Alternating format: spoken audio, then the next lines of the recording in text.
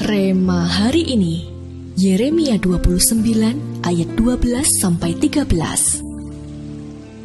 Dan apabila kamu berseru dan datang untuk berdoa kepadaku, maka aku akan mendengarkan kamu.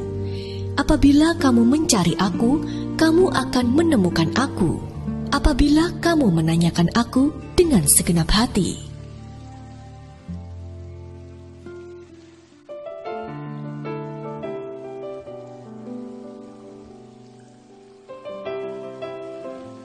Hari itu pesta akhir tahun digelar di sebuah perusahaan. Pimpinan perusahaan pun menyampaikan kembali visi misi mereka.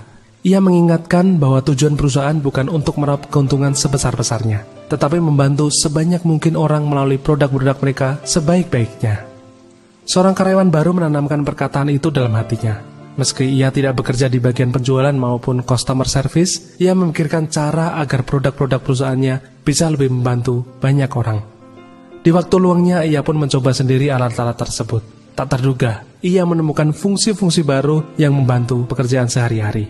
Ia pun membuatkan video demonstrasinya secara sederhana dan mengunggahnya di internet. Seiring dengan semakin banyak video yang ia buat, penjualan pun melambung. Perbuatannya pun didengar para petinggi perusahaan. Betapa terkejutnya mereka ketika mengetahui bahwa ia hanya seorang office boy. Akhirnya, sang pemimpin membuat keputusan untuk mengirimkannya ke bangku kuliah, agar kelak ia bisa memimpin tim pengembangan produk di perusahaan mereka. Saat kita membaca Alkitab, kita dapat mendengar Tuhan banyak berkata-kata melalui firman-Nya. Terkadang dia berkata untuk menghibur dan menguatkan. Terkadang dia berkata untuk menegur, menyatakan kebenaran dan mengoreksi hidup kita. Di antara semuanya itu, Tuhan pun sering menyatakan kerinduan hatinya. Namun, seberapa serius kita menanggapi dan menerapkannya dalam kehidupan kita?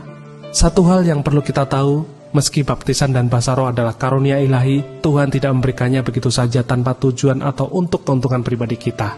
Alkitab jelas mencatat bahwa karunia roh diberikan untuk kepentingan bersama dalam 1 Korintus 12 ayat yang ke-7 dan untuk membangun jemaat dalam 1 Korintus 14 ayat yang ke-12.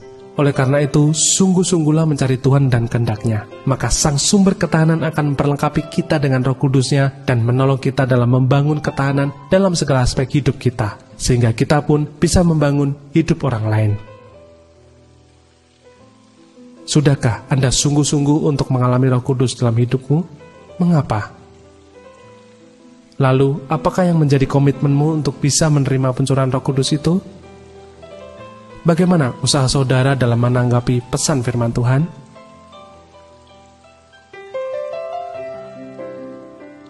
Bapa, dalam nama Yesus, ajar kami untuk senantiasa serius menanggapi firman-Mu, agar melalui firman-Mu itu kami menerima penyingkapan demi penyingkapan akan Engkau dan kebenarannya, sehingga semakin hari hidup kami semakin berkenan di hadapan Tuhan dan nama-Mu dipermuliakan melalui kehidupan kami yang dipenuhi oleh Roh-Mu. Terima kasih Tuhan, di dalam nama Tuhan Yesus kami berdoa.